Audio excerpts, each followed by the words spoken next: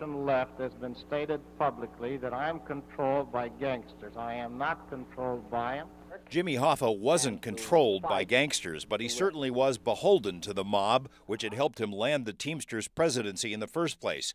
Hoffa's successor, Frank Fitzsimmons, was under Mafia control, according to lawmen, and did what he was told, especially regarding loans to Las Vegas casinos. Hoffa was a threat to that arrangement. In July 1975, he vanished forever. Everyone was sure organized crime did it, and everyone was sure he was dead. I mean, he hadn't just disappeared or gone to a monastery. So Stan Hunterton and everyone else in the Detroit Strike Office were galvanized by Hoffa's Vanishing Act. Within a few months, the FBI had compiled the Hoffex Memo, a list of 9 solid suspects. They knew Hoffa had gone to this restaurant and was picked up in this car, supposedly to attend a meeting with Mafia figures Tony Giacalone and Tony Provenzano. But that's where the trail grew cold. In the ensuing decades, there have been many unsuccessful searches for Hoffa's remains, including a massive dig at a Michigan farm this summer. All manner of rumors have surfaced about the body being under Giant Stadium or in a swamp or chopped up into dog food.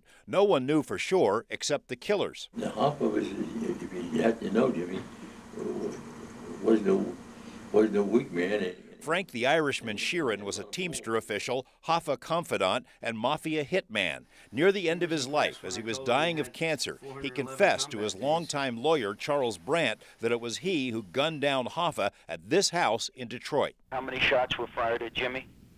2. You were the shooter. That's right.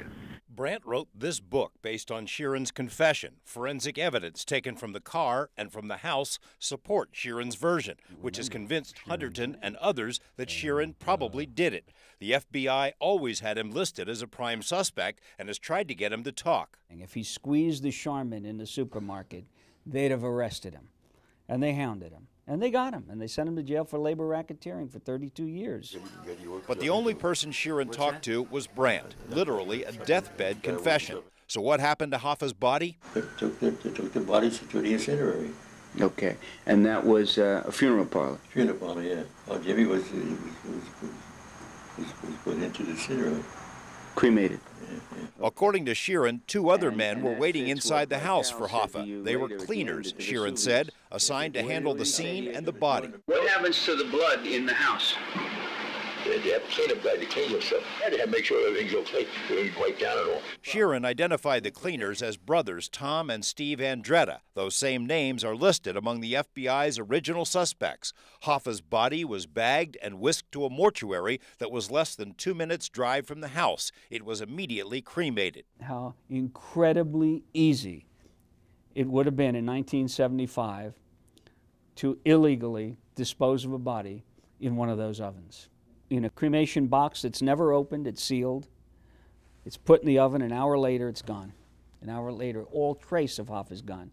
His jewelry is dust. He was buried in the ground here to found him. What we found was there was nothing left but dust. As for the alleged cleaners, both served prison time following Hoffa's death. Steve Andretta died a few years ago. His brother Tommy, now 68, lives in Las Vegas in a quiet neighborhood. The I-Team sent a request for an interview but received no response. Is this the final word on the Hoffa mystery? Probably not, but those who know the case well say all the pieces fit. it might not have happened exactly that way, but I think that's the gist of it.